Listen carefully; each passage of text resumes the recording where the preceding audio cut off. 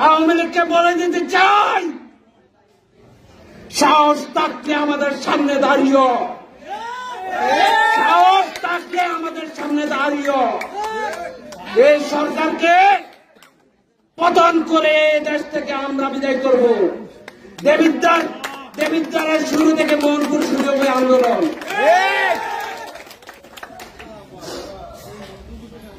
আন্দোলনের এখনো কিছু দেখো নাই আওয়ামী লীগ। দেখো এখানে এসে যে মোহনপুরের যুবদল একত্রিত হয়েছে, মোহনপুর জাস্ট একটা ইউনিয়ন একত্রিত হয়েছে।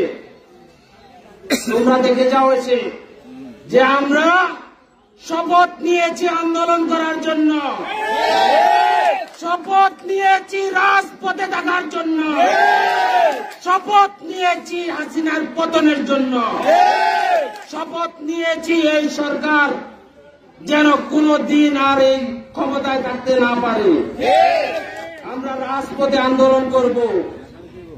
যাই হোক, মিজানুর রহমান ভূঁইয়ার কথায় আমরা প্রতিটা মুহূর্তে আমরা সহ আমাদের যুবদলের ভাইয়েরা মনে রাখতে চাই যে মিজান